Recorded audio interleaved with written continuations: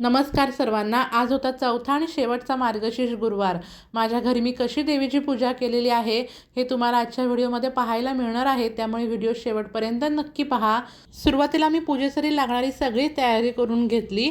देवीच्या वेणीसाठी अष्टरची फुलं अगोदरच बाजारातून आणलेलीत, पण आमच्या रानात झेंडूची केशरी रंगाची सुंदर अशी फुलं लागलेली आहेत, ती तोडायला आली आहे। आपल्या रानातील फुलांपासून केलेली देवीची सजावट बघणे आणि आपल्या रानातील ताज्या भाज्यांपासून केलेल्या देवीचा नैवेद्य याने खरंच मनाला प्रसन्नता मिळते, मन अगदी प्रसन्न होतं। फुलं काढून घेतली, त्यानंतर मी 5 प्रकारच्या वनस्पतींचे डहाळे तोडून घेतले।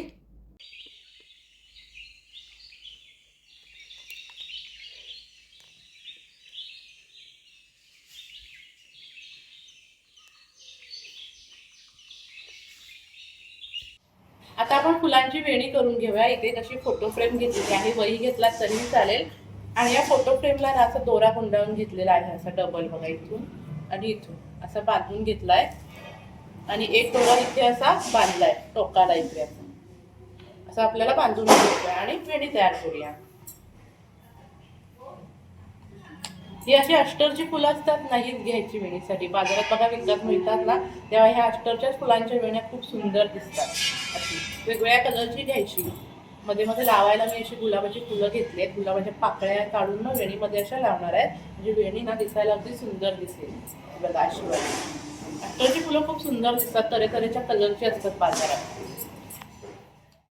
गुलाबाच्या पाकळ्या इथे मी काढून घेतल्या, त्यानंतर एका अष्टरच्या फुलामध्ये अशा 2 गुलाबाच्या पाकळ्या ठेवल्यात, म्हणजे फूल दिसायला अगदी सुंदर दिसेल। त्यानंतर अशा 2 दोऱ्यांच्या मधोमध आपल्याला असे फूल ठेवायचे। या फुलांना मी अष्टरचे फूल म्हणतो, तुम्ही या फुलाला काय म्हणता हे देखील मला नक्की कमेंट करून सांगा। आणि आपल्याला एक व्यवस्थित गाठ मारून घ्यायची आहे, तुम्हाला मी सांगते कसं ते बघा। असं एक अष्टरचं फूल ठेवायचं आणि हा जो दोरा आहे ना, तो असा 2 दोऱ्यांच्या खालच्या बाजून असा वरती घ्यायचा आणि अशी आपल्याला एक गाठ मारायची आहे। अशा वरच्या बाजून पुन्हा तो आत टाकायचा आणि एक गाठ मारून घ्यायची। हे बघा, असा दोरा तो मागे ओढायचा, म्हणजे ती व्यवस्थित गाठ बसते। याच पद्धतीने मी ही वेणी तयार करून घेतली।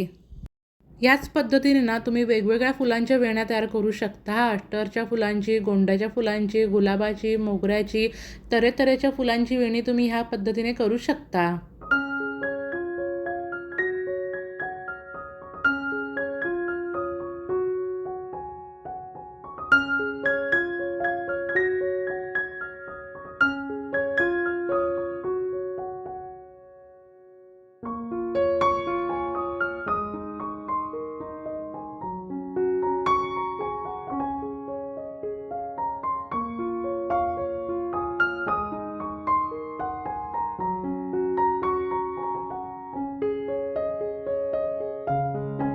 वेणी तयार करून झाली की हे दोरे दिसत आहेत ना, ते आपल्याला व्यवस्थित कट करून घ्यायचे आहेत आणि फ्रेमच्या मागच्या बाजूने बरोबर मध्यावर आपल्याला हे कट करून घ्यायचे आहेत। बघा, झाली आहे ना अगदी सुंदर वेणी। वेणी तुम्हाला ही कशी वाटली हे देखील मला नक्की कमेंट करून सांगा।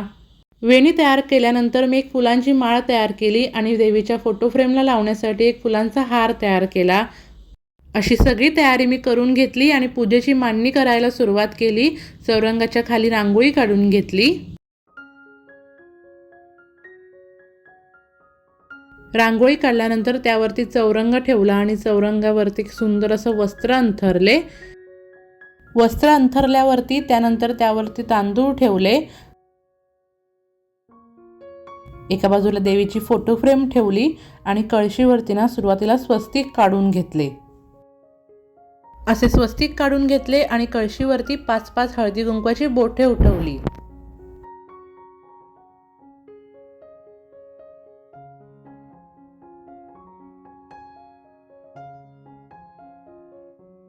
अशी पाण्याने भरलेली कळशी चौरंगावरती ठेवली। त्यानंतर कळशीमध्ये दुर्वा, फूल, सुपारी, नाणे, तांदूळ टाकून घेतले। तुम्ही या कळशीमध्ये काय काय टाकता ना, हे देखील मला नक्की कमेंट करून सांगा।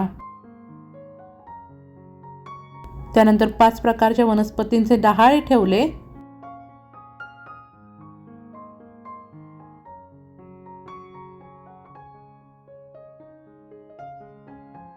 त्यानंतर त्यावरती नारळ ठेवला आणि नारळाला हळदी कुंकू वाहिले।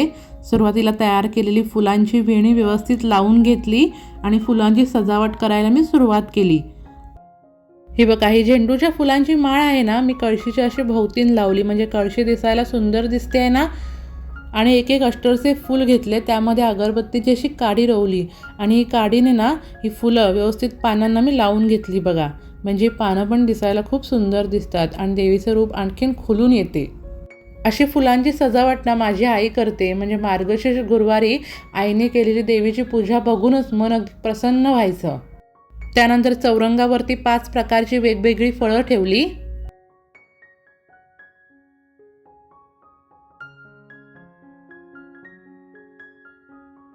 त्यानंतर गणपती बाप्पांसाठी एक विडा ठेवला, त्या विड्याला हळद कुंकू वाहिले, फूल वाहिले आणि नमस्कार केला।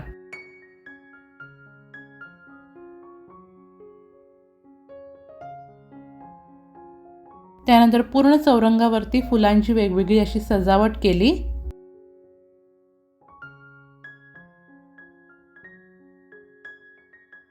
त्यानंतर दीप प्रज्वलन केले आणि देवीची पूजा करून घेतली।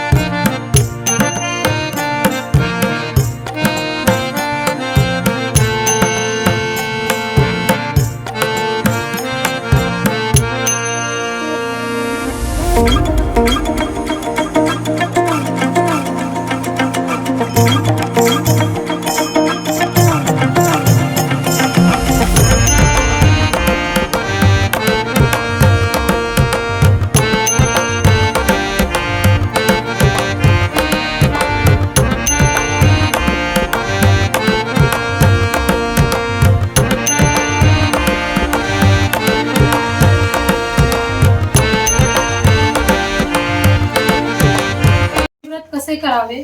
मार्गशीर्षात पहिल्या गुरुवारी स्नान करून 5 झाडाचे 5 डहाळे काढून ते भरल्या कळशीत ठेवावे। रांगोळी काढून पाट मांडावं व पाटावर साडी घालून त्यावर मला सौभाग्य दे, मुलांना औक्षण दे, ज्ञान धर्माची बुद्धी दे, तुझी पूजा करून घे, सोन्यात चांदीचा प्रकाश पडू दे, दूध दुभत्यांची लयलूट होऊ दे, गाई गोटा भरून जाऊ दे, माझा नमस्कार तुला पोचू दे, तुझा आशीर्वाद मला मिळू दे, भरली गागर घरात राहू दे, तेल तुपाचा दिवा तुला दिसू दे, माझे बोल तू ऐकावे, तुझे बोल मी मानावे, हीच प्रार्थना। सायंकाळी गायीची पूजा करावी, तिला पुरणवरणाचा नैवेद्य दाखवावा आणि मग आपण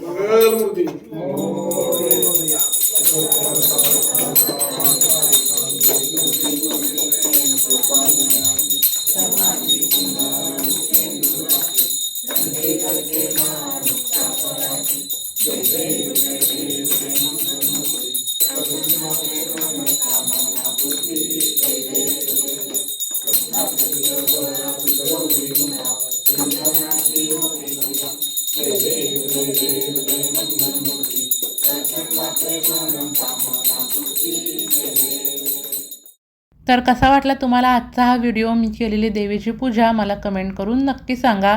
आपला हे व्हिडिओ जास्तीत जास्त शेअर करा आणि बेल आयकॉनवर नक्की क्लिक करा, जेणेकरून इथून पुढे येणाऱ्या सगळ्या व्हिडिओचं नोटिफिकेशन तुम्हाला मोबाईलवरती येईल। थँक्यू।